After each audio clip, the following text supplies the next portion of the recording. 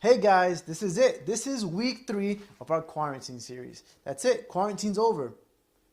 I mean, the series is over. You need to stay home. Stay home, please. Come on. I'm talking about the series. Let's get right to it. So, this is how I want to start it off, and I need you guys to be ready. I need you guys to be alert because God is trying to speak. You ready? All right, let's go. Here we go. Shh. That's the message of tonight. God needs you to silence. Silence everything around you. Silence all the distractions. Silence everything that's not allowing you to focus on Him. That could be many things. We've talked about it in the past. It could be your relationships. It can be what the content you're intaking. It could be anything separating you from what God is trying to tell you. And let me tell you, God is speaking. I can tell you, I am certain God is speaking through this moment.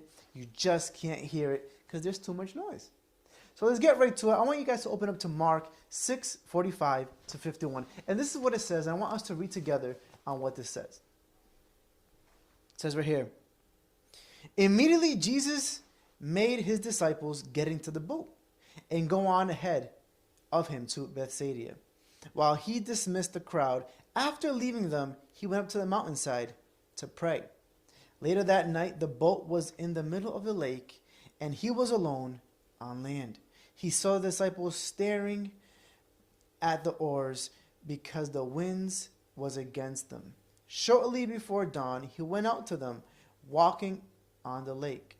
He was about to pass by them, but when they saw him walking on the lake, they thought he was a ghost.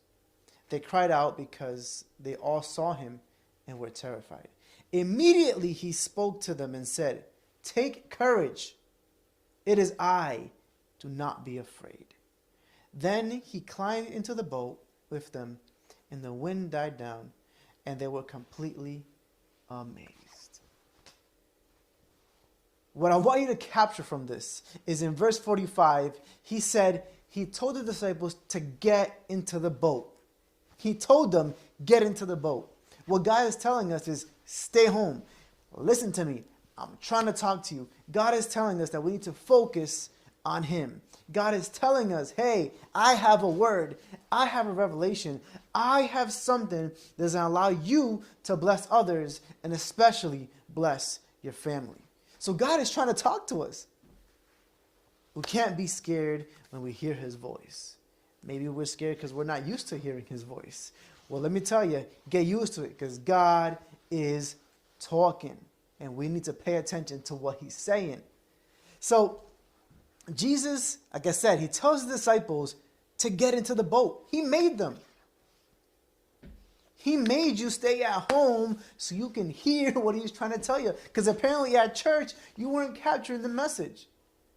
God really has a purpose and a plan and a message just for you. In the book of Nowadays 4:17, it says, I gotta binge all 20 episodes to all 20 seasons of Grey's Anatomy, then I'll pause and make some time for God's voice. Or I have to watch every TikTok ever created, then I'll make some time for God's voice. Or I have to watch every live stream, then I can take some time and hear God's voice. See, now more than ever, where DK is supposed to be at home and have more time for His voice, for Him, and for what He's trying to tell us, but it's when we're most distracted and we're most distant from Him. I know we're not physically in church, but the church still goes on, and God is the same here, there, and everywhere. And I'm telling you, God has a message for you. We just got to pay attention. We just got to listen. See, like it says in the scriptures, God is making you listen to His voice. Now, don't fight it like a kid is fighting their parents when they're feeding them their veggies. Let me tell you, I've had this happen all week with Seth. We're trying to give him food, and he closes his mouth. He nods his head, he's like, "No, I don't want it." He slaps the food out, makes a mess, and he's not able to nourish and get the nourishment he needs because he's rejecting them. Don't do that when God is trying to speak. Don't do that when God is trying to give you a message. Don't do that when God is trying to feed you. Something's going to nourish your spirit and your soul and elevate your faith. Don't reject His word. 2, this might be a time where you're terrified, you're scared, and feel uncertain. But like it says in the scriptures, God tells them, Jesus tells them, do not be afraid. It is I. Take courage. Take courage, as it says in verse 50, it says, take courage. It is I. Do not be afraid. God is saying, hey, I don't know what you're going through. Well, he knows what you're going through, but he's telling you, doesn't matter what you're going through. I need you to take courage. I need you to believe in the scriptures. Believe that I'm here for you. I'm here with you, and we will prevail. Let's have faith and not fear. Do not be afraid. Take courage. Take this opportunity that God has given us, and let's apply his word, and let's listen to what he has to tell us. Number 3, God is going to do something that is going to amaze you. Just like in verse 51, it says, then he climbed into the boat with them, and the wind died down, and they were completely amazed. Get ready, because God is going to amaze you. God is going to pour down blessings that you've never seen, and he's going to bless you. He is going to amaze you. God is going to do great things, but you have to be able to listen to his word. Listen to his voice. God is going to amaze you with your account being in green. God is going to bless you with your fridge being full. God is going to bless you with peace at home, though especially the parents who got to homeschool their kids now. God is going to amaze you, but allow him to get into your heart and hear his voice. And trust me, God has something specifically just for you. See, it's hard to understand all these things when there's too much noise going around us, when there's too much content we intake. And I'm telling you, what you intake from God, oh man, that is going to produce fruit. That is going to produce blessings. That is going to save careers, is going to save families, is going to cause blessings to occur because it becomes contagious. God's word is contagious. God's word will flourish, and especially through you, but you have to listen to his voice. Now, continuing, it says, and this is the action plan I want us to take.